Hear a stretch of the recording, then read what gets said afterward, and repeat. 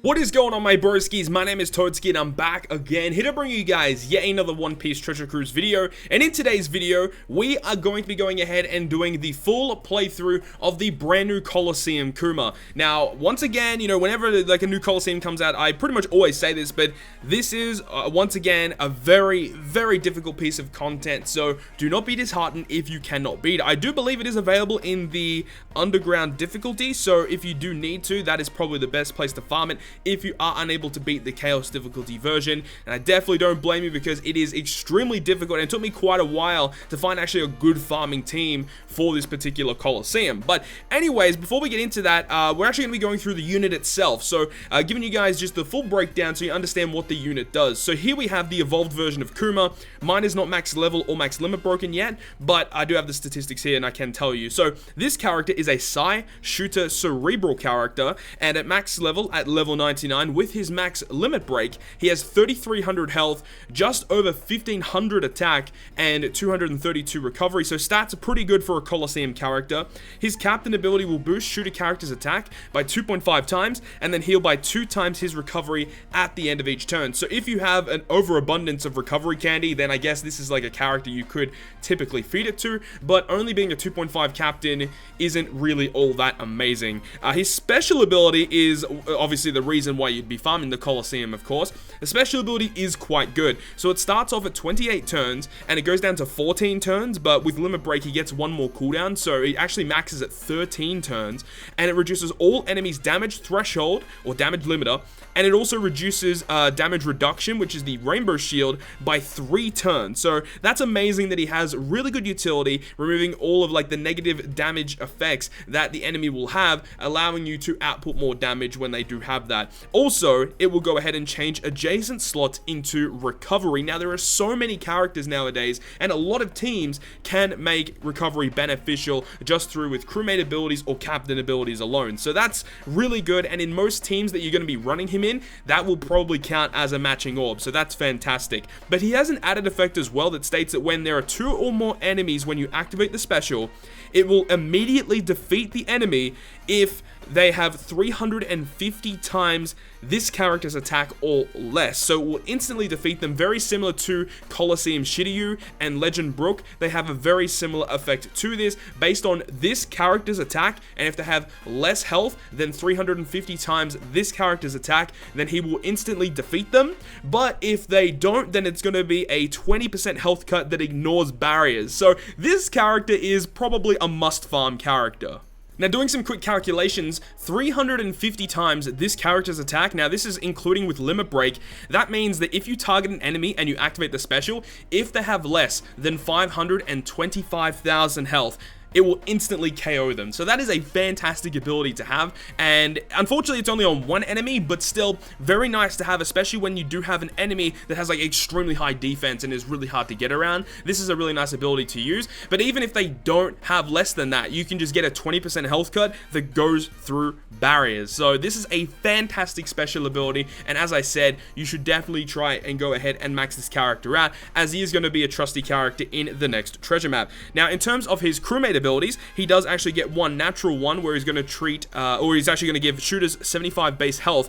But what I was going to say is that he gets an additional crewmate ability when you limit break him, making Psy-Orbs beneficial to shooter characters. So yes, you need to max limit break this character, because obviously he gets the better stats, so you get the better opportunity for his special ability, and through his limit break he actually gets the recovery bind, recovery duration from his potential ability, and also has barrier penetration.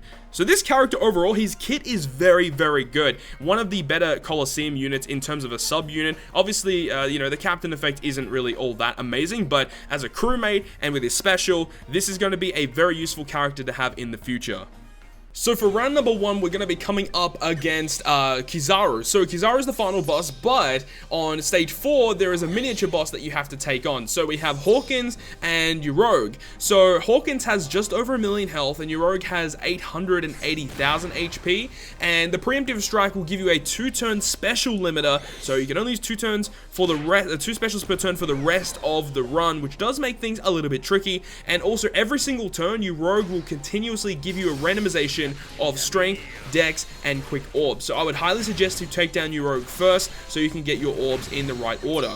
Now, when you actually kill off your rogue, he's actually going to make strength, dex, and quick orbs count as negative for your entire crew. So that can actually be quite annoying to get around, especially because you have Kizaru here, who has just under 2 million HP, and his preemptive strike removes all your beneficial effects. He gives a debuff protector or delay protector for himself. He also makes all your orbs block and a 4-turn paralysis. So 100% you need someone to make your orbs beneficial with the block orbs, and also having someone to remove the paralysis is going to make your life a whole lot easier for this particular fight. Now, even when you do take down Kizaru, he does fully revive with 30% of his health. Also, he has the 2-turn paralysis added on with that to your crew, and also he blinds you for 5 turns. So definitely having some way to remove paralysis multiple times in this fight is going to make things a lot easier. Or you can burst him down and then on the revive use someone like Intalk or something like that to make that fight a little bit easier against Kizaru.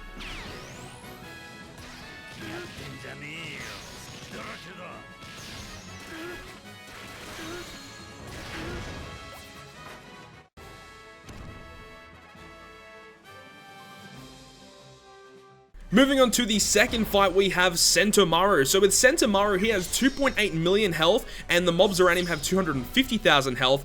His preemptive attack will give you a 2-turn special bind. Also, your chain coefficient is going to be reduced for 2 turns, and he also has a 24 hit barrier. So you can see utilizing a character like Treasure Map Jack is going to make your life so much easier for this fight, giving you the guaranteed 2 million damage. So you can even run like Double Jack if you want to make your fight a whole lot easier, honestly. After the first turn, the Pacifista also makes your orbs negative, so that is actually something to note as well. And below 20%, Sentomaru actually blows away your characters, so definitely take a little bit of notice with that. So now we move on to the final stage, which is going to be against Crewmate. Now, before we get into that, shout out to OPTC Gar for this particular team. He sent me this over on Twitter, and this team was actually really fun to use. So links to his channel and this video will be down below in the description, so make sure to go ahead and check him out. So with Kizaru here, Kizaru has 2.8 million health. For a stage 3 boss, that's actually pretty significant. He gives you a 2-turn paralysis as a preemptive strike, and every 2 turns, he's going to paralyze you again,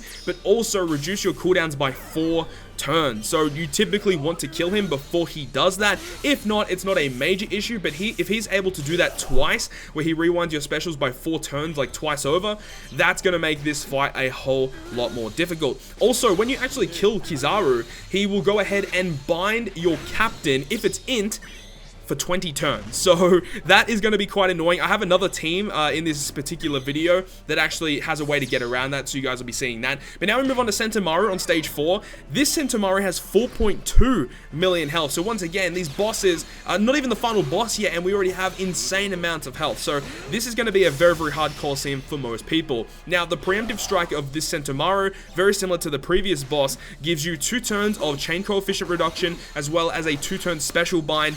So definitely Whitebeard Marco is like the optimal unit here, because he gets rid of paralysis, he gets rid of special bind with the captain swaps, makes it a lot easier. Also, at the end of the 3rd turn, if he is still alive, he will blow away a random crew member, and he will also do that when he gets below 20%. So do not get him below 20% and kill him before the end of the 3rd turn. But now we move on to the final boss, which is going to be the COLISEUM Kuma. Now, Kuma, he has 10 million health. I think it's a little over 10 million. It's pretty much 10 million on the dot. Now, his preemptive strike, he obviously has a barrier. He has a 2-turn 5-hit good barrier, and the annoying thing is you can't really get around the barrier, because you can't bring any driven units like Amand, who gets rid of 2 turns of barrier, because any unit that is driven will get special binded for 10 turns upon preemptive attack. Now, he also has 2-turn attack down given to your crew, and also 2-turn chain lock given to your crew, and he also has a debuff protector, so you cannot delay him and you cannot reduce his defense, meaning conditional boosters are a no-go for this particular fight, obviously, unless if you have like Katakuri delay or 6+ Usopp, but typically you're not going to be getting any conditional boost off against this character.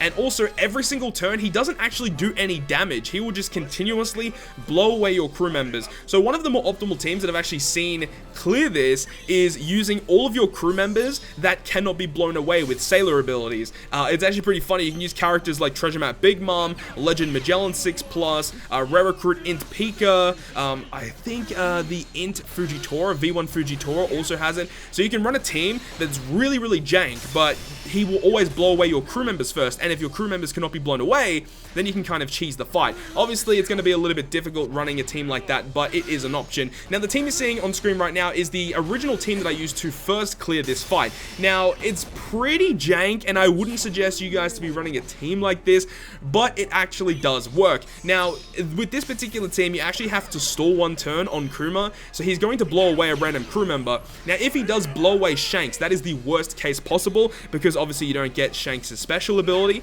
but even if Shanks gets deleted and he gets blown away, you actually still can win with this team, which is pretty surprising. You'll see here that we go ahead and have Whitebeard as the captain, as the friend captain, when we kill Kizaru, so he doesn't bind both our captains, because if that's the case, then we pretty much can't win at that point. We have the World Clash Sabo character, who has a really amazing special to completely get rid of bind on one character, so he is a very, very nice character to use if you are building an int team. Also, another character that gets rid of bind completely is Limited Rare Recruit Kobe, and also the 3-day 2-year Nami. So those are 3 options that you can run on your team to help you completely get rid of all the bind that will be put on your crew if you have an int captain against Kizaru. Other notable rare recruit characters that are going to help you out a bunch in this fight. 6+ Corazon is amazing. He gets rid of the attack down and the chain lock reduction or whatever it is that Kuma puts on your crew. Also, a character that is, 2 characters that are really amazing for this fight. Baccarat is great. The rare recruit Baccarat, she gets rid of